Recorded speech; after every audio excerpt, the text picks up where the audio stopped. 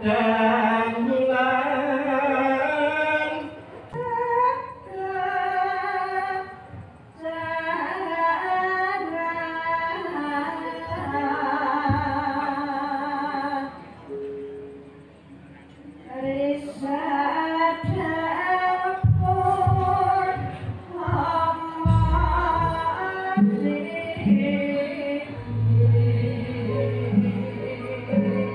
Assalamualaikum warahmatullahi wabarakatuh.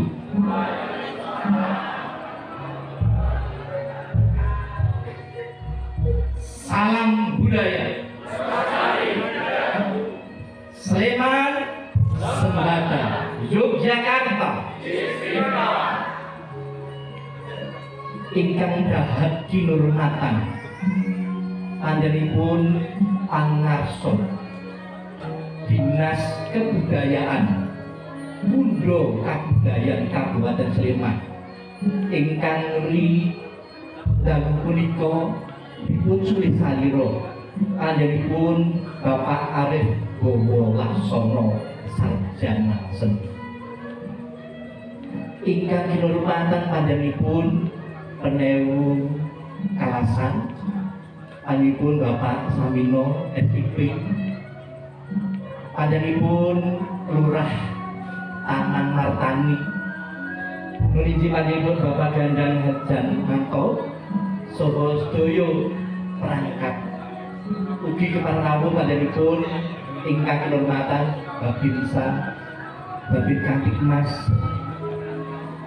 ugi panjenenganipun sedaya warga paguyuban Panotontoro Yogyakarta wewengkon Kabupaten Sleman ingkang bagya mulya, ugi sagung para lenggah pamerti budaya wonten ing wewengkon Kapanewon Kalasan ingkang cinaketing manah binarung umuling padang bulan kepareng kula ngaturaken pambagya sugeng rawuh Simbo Sinukarto kairing jatining kahormatan binar atut anuwun ingkang tanpa pepindhan awit panjenengan sedaya ingkang sampun kepareng hanjenengi hangestreni sedaya ingkang katuraken ingkang salajengipun saestu kanthi tansah ngaturaken raos syukur dhateng Gusti ingkang Maha Wika ingkang dalu punika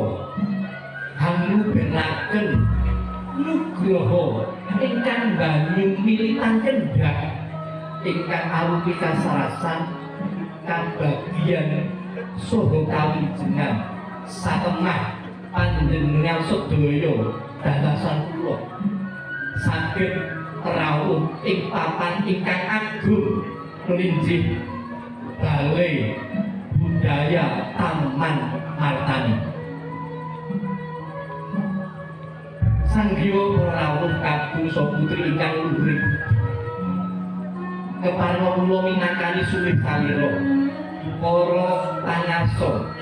warga Dewan Pimpinan Daerah Paguyuban Panotontoro Yogyakarta wewengkon Kabupaten Sleman ingkang sepisan ngaturaken pambagya sugeng rawuh dhateng para bapak para ibu ingkang saestu pikantuk nugraha Gusti ingkang salajengipun saestu anggenipun nampi rawuh pandhan sedaya pinanggih kirang jangkep tri trapsinani panampiling tamu buku aruh lungguh suguh boten ranani ing penggalih pandhan sedaya lumantar kula nyuwun duning samudra panaksana ingkang salajengipun kula minangkani sulih salira saking kadang paguyuban panuwun ingkang tanpa kepindhan ingkang sepisan atur dhateng pandhanipun Bapak Lurah Taman Martani ingkang sampun nyebabani pambiyantu ingkang tanpa kaetan saestu nggih saking papan ingkang endah kukuh bangsa ingkang nonton tinabuh para wananggana pangerti budaya ugi gupuh lenggah ingkang ngungguh kagem para bisa budaya saestu keparang kula namung ngaturaken panuwun ingkang tanpa upami Sih Gusti Nugroho mugi paring lelitu ingkang satraju amin ya rabbal alamin. Ingkang salajengipun keparang kula ngaturaken jangka jangkah paguyuban ingkang dalu menika sowan matur wonten ngarsa pandang sedaya nulinjih badhe nindakaken gilaring kagungan dalem kabudayan ketoprak menika sampun penantang wonten kridaning pawiyatan lan kridaning paguyuban bilih purnaning krida lumados wonten ing ridhumadosing paguyuban ingkang sampun lumampah kaping 7 warsa kanthi asesanti pitulungan gayuh mukti perbawa ngerbawani paguyuban mugi tansah hanjayeng pawana pramila nyuwun tambahan kula panesu mugi mampaing pagelaran koprak ingkang samangke badhipun araga dening kadang-kadang kula seniman-senimati ingkang lebet wonten paguyuban